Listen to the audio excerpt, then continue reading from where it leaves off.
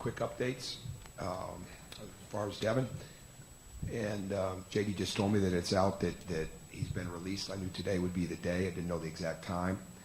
He'll start being an outpatient now back in Indy for the time being. That time remains to be seen how long that will be. But it gets him back home. And on behalf of all of us here, just like the hospital in Bloomington, the Indiana Rehabilitation Hospital, has been absolutely fantastic. And it's been great to watch them work, to see how they've worked not only with Devin, but to observe them with other people. And this whole situation, he's been around true professionals, whether it's in Bloomington or Indianapolis, and I know that'll continue to be the same now as he goes through the outpatient part of it. And but there's really no more updates as to what the next step is, much past that. As far as us, there's no question this is going to be an incredibly challenging game in many areas for us, and we'll get into them a little bit. But for us, we're starting to form an offensive identity, and I think when we look at our backcourt right now, what we've really envisioned is starting to come in place is we're really basically playing with 3 point guards and 3 guards that, and the point guard for us has always been somebody that can do numerous things: score, shoot, pass it, drive it, facilitate, defend, whatever it is. And I think right now, with the way the ball is moving, the way James is moving the ball, the way Robert's moving the ball, the way Yogi is, certainly Nick, but he doesn't have the ball in his hands quite as much in the sense of facilitating. But the ball is moving well. And then you add guys like Max, who's continuing to get better there, Troy and Stan to the equation now. Ball movement should be a strength for us. It has to be. And the next big part of it's going to be body movement, because that's the next attribute for our team to get better offensively, is to move as well without the ball. Sometimes in the screening, sometimes in reading how we're being played. And that just opens up the court that much more for us. But our players are working extremely hard at improving on both ends of the court. There's no question that every aspect of it will be challenged on Thursday night with SMU. And what they are, they're an extremely talented at all 5 positions team. They have very good depth, the kind of depth that you want, because the depth is a little bit older. And it's guys that have played maybe bigger minutes for them in the past, that understand what their role is. Guys like Brown and Manuel. I look at Cannon Cunningham as like a 6th starter. But their talent is really good. And they've spent a lot of time, over the preseason, watching their games from last year, certainly even more intently the last couple of days, watching their first 2 games. I'm not sure against Gonzaga the other night if anybody would have gone in there and had much different result with the way Gonzaga played. But SMU brings a lot of everything. Not a little bit of everything, but a lot of everything. They can really score inside. They're tremendous defensively. Their length is outstanding. They get really good guard play. They've got 3-point shooters. And, again, they can go into the bench. And they're going to bring a very physical and aggressive attacking style to us, which is going to be a tremendous challenge on any night, but especially with as young as we are, and especially with the newness that so many guys have right now. So in a sense, it's a great, I hate to call it a test because it's the next challenge out in front of us, but I know we're excited to play it. Guys have looked forward to it. And I hope we have just a phenomenal crowd, because I think we're going to see one of the better teams in the country in SMU. And we want to get to that place. We want to get to where we have consistent and reliable depth like they have. We want to get to where we're a multifaceted offensive team, and where we can get to the rim, or we can keep the free throw attempts up. We want to get to the point where we're even more connected defensively. Right now, because of our size, we have to do a few different things. There's got to be some different schemes here and there when you're going against different sizes of teams, and we'll see a big one tomorrow night. But it's a great time for us to play this game. It comes right in the mix of a lot of games, but we're certainly well aware of what they're capable of and how good they are. And when it comes to Coach Brown, there's really, I was thinking about this, I can't name anybody that I have learned more from or that has been better with me that I didn't work for. And I've got some friends I've learned a lot from, in some that aren't friends maybe that I've learned a lot from. But Coach Brown is in the Hall of Fame as a coach, and I don't think there's any question that he could be in the Hall of Fame with a second bust as a contributor to the game. And because he does, he has been so good to so many coaches, and he spawned that, with other coaches. Guys like John Calipari are very, very good, with other coaches, and always trying to make guys better. And you see that, in what they do in clinics and the way they open their practices and things of that nature. But Coach Brown has been one of those guys that's been at the height of his profession for so long, but he's always been an open book and helping coaches learn, grow, and improve. And one of the great things about his success is how willing he is to continue to learn and improve. And one thing I learned early on with him, he can take what he sees from you and he can help you make it even better. And it's going to be an incredible challenge, and at the same time a great honor to coach against him and his staff tomorrow night for all of us. Go ahead. I know the exact game might not translate as far as helping you guys prepare. I don't know if there are any takeaways from that, but it did seem like they struggled to defend the perimeter. Was there anything you could get from that? Well, they had to guard their post so well. Gonzaga is very, very big, and they have Kyle Wiltshire who can play in and out, and Sabonis is tremendous for a young player. I mean, they've got. There's another team. They're extremely talented at all five positions. They can come off the bench. What they did is Kevin Pangos got hot, but at the same time, I think he's capable of doing that on any given night. But what he did is he ran the team to play 33 minutes and have no turnovers against that team, and to have the assist that he had, and to go 5 of 8 from the three-point line, and to have the ball move the way that it moved. And we'll continue. We showed some of that yesterday. We'll continue to show more of that today. That if there's a takeaway, it's how great they were at moving the basketball. But they certainly had some real options to go to inside that caused some problems for SMU. I guess in that vein, Hunter started well this year. Do you need even more from him inside offensively tomorrow night to help with that space? We need Hunter just to be consistent. We need it to be like I've said in the past. We need it to be day by day. Not a day-to-day Hunter, but a day-by-day Hunter. And there's a big difference. And day by day means that he's getting better constantly and he's improving. And that we don't put a speed rush on it or have expectations that he's not ready for. And we work very, very hard at that. He's working extremely hard at that. And spending more time watching extra film and trying to learn and try to apply it. So we just need to stay on that pace with him right now and not rush it.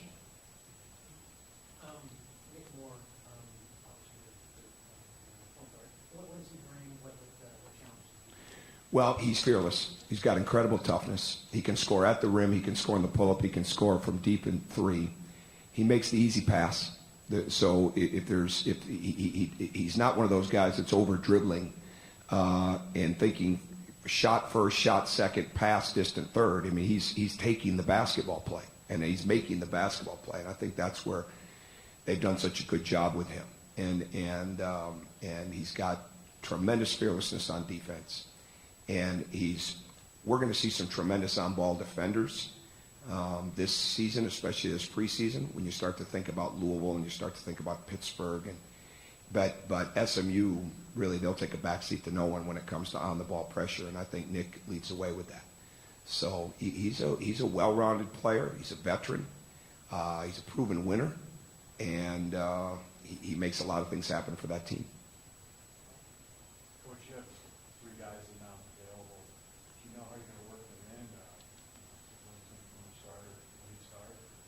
Well, I think right now I haven't made any decisions on that, and it's really not as relevant as who finishes the game, for us. So it may or may not change, and that's not being evasive. It's just not. It's not on the top of the list. I mean, we'll have a playing group more or less today when we scrimmage and see how that goes. But really, it's about who's going to finish the game, and that's the most relevant thing, tomorrow night inside of the game. What would it be like when you put Yogi on the ball and Robert getting on the ball? What would it be like from that action, and what does Yogi still need to learn just about playing off the ball? What do you want to get out of that? Most game plans are built, I would think, and I can't speak on behalf of them. Most game plans are built on where Yogi is And I think at the same time, when you add guards like we have, they're on the page too. But I think the more that Yogi moves without the ball, I think the more that he gets the ball in different situations, I think even the more effective he is. I think it's very easy to key on him early when he has the ball in his hands and it stops at any point in time inside those slots. And I think it's so important that the ball continue to move and that he be the beneficiary of the movement, and everybody else plays in that. When we're not there yet spacing wise, and I see it, and it's one of those things. It's not a magic wand. All of a sudden they've got it. I mean, you got to continue to do it. You've got to continue to understand that spots just have to be filled. It's not like this guy's in the corner, this guy's here. No, spots are just filled. I mean, you fill those spots and you play out of it, and you recognize how you're being played, and you recognize where the drives are. But I like the fact that all along we really wanted to develop a group of guys that could make decisions, that could facilitate offense, and at the same time could get offense for themselves or for others.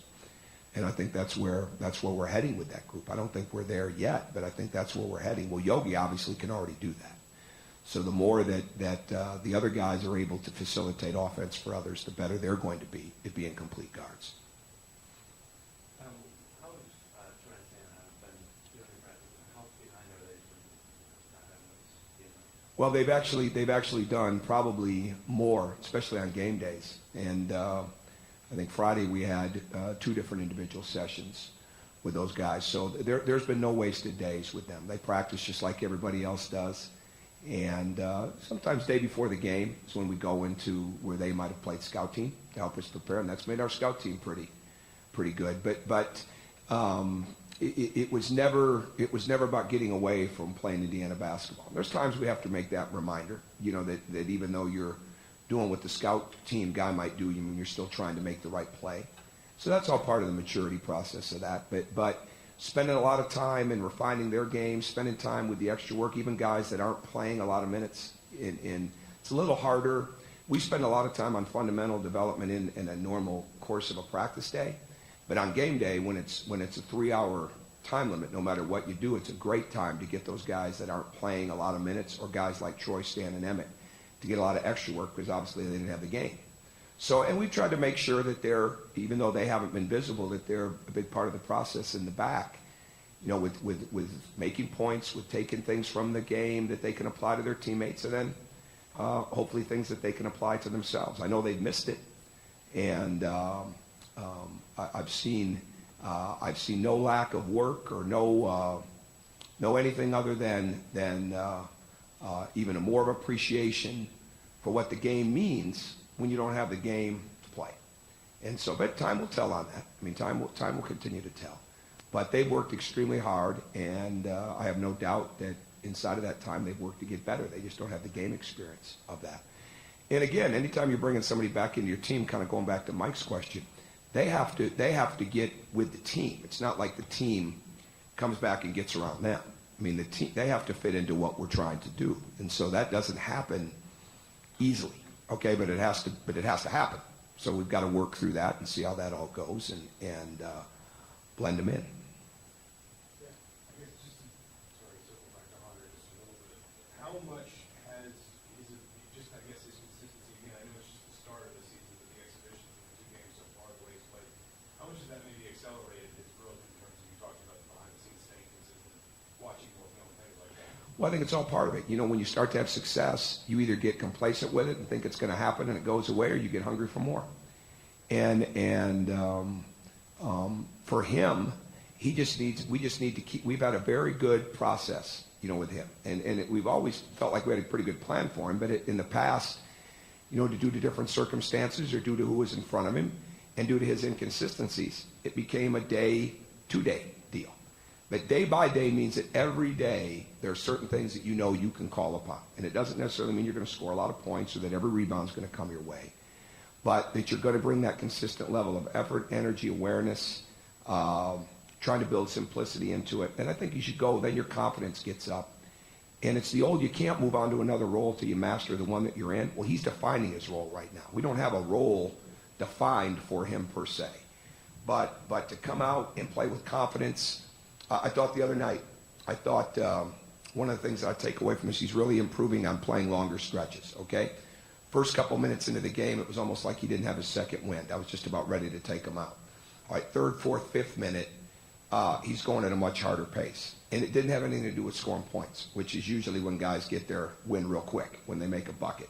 He just continued to play hard. That's the consistency level he's got to have. I don't think I subbed him till the 11-minute mark, somewhere in there, if I remember correctly. Which I would have never thought, we're going to do that in the past, right? So, to me, that's improvement. That's the level of improvement. It may not show up constantly in a box score, and it may not show up constantly in mistake-free basketball, but it's showing up in effort, and those things are going to lead us to being better down the road. Does he have to have a good game for us tomorrow night? Everybody does.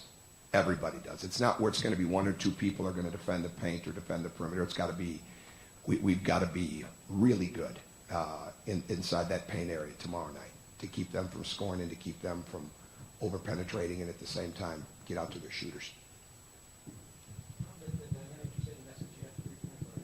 That's what we're building. I shouldn't say we have it yet, but that's what we're working towards. And as you look at the dynamics of that, I know it's, they change roles, maybe in possession. Sure. How hard is it to get that time? Just playing together. No, I think it's when eventually it'll really take shape when there's not a lot of overthinking. It's still new. And I love to count Montreal as part of what we've done, and we do. But at the same time, this is only getting ready to be the third official game James and Robert have played. And it's not easy. You look around the country. You can't judge freshmen based on successes or non-successes early on. You got to judge it over a period of time. And are they continue to get better? Do they bounce back from a tough game? Do they keep going after a great game? Those kind of things. And with the exception of a couple guys that maybe play most of the game around the basket, all right, it's very, very hard to stay on a consistent level. What we want them to do is be consistent with how they move the ball, how they attack on defense, how simple they can make the game, how ready they are to shoot, where they're looking for opportunities that see the rim but also see the open man, those type of things. So in those type of adjustments, that's what you're more concerned about rather than do they know every part of the play, do they know every part of the playbook. That's not as now, that'll be relevant, but it's not as relevant yet. What's relevant now is that they continue to play through success and mistakes. A couple of schedule questions. SMU going to Gonzaga, does that help prepare them for what they'll experience here tomorrow? And just talk about playing these run games. I would imagine it would. That crowd looked incredible. I hope we're just like that. And you could tell from television that they were very, very excited. I think Gonzaga people knew that they had a really good team coming in there. And our people, I think, will understand the same thing. This is a really good team that we're bringing in here. And it was scheduled a ways back before they became that good a team. But if Larry Brown's coaching them, they're going to get that good. As far as the part of games, it's been a part of this whole Hoosier Classic that we're running, with SMU, where we play 3 opponents and then play SMU. So is it optimal? It is what it is. They want to play games. If you ask the players, they love it. But at the same time, as coaches, you still got to make sure that you're not getting away from making your team better and not just turn it into preparation time.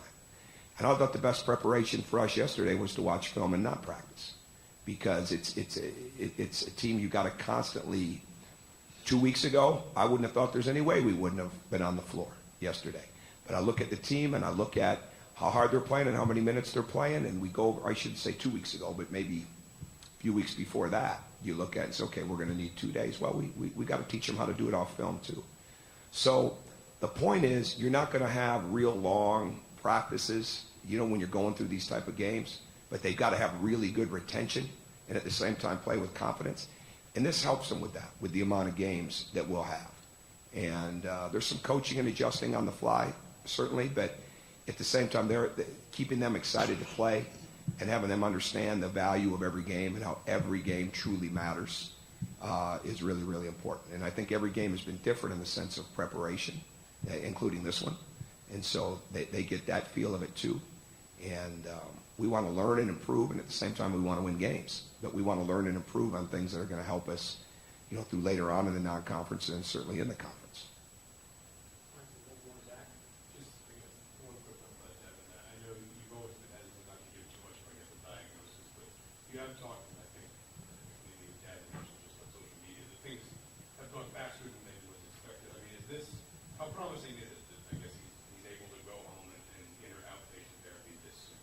Well, here's what I would say.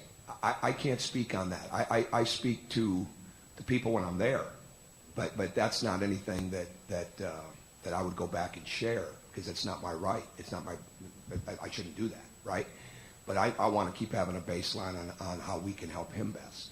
But the bottom line is he's been in great hands with people. So I couldn't begin to judge. Do I see somebody that is getting better? Absolutely. Do I see somebody that is excited about the future, that's anxious to be back, but at the same time knows he's in, having to go through some long days? Absolutely. Do I like his spirit? I love Devin's spirit right now. He's going through this. I can't imagine all the things that he's going through. But he's worked extremely hard at it. But for me to project, or really for anybody, even, we all want him to get better.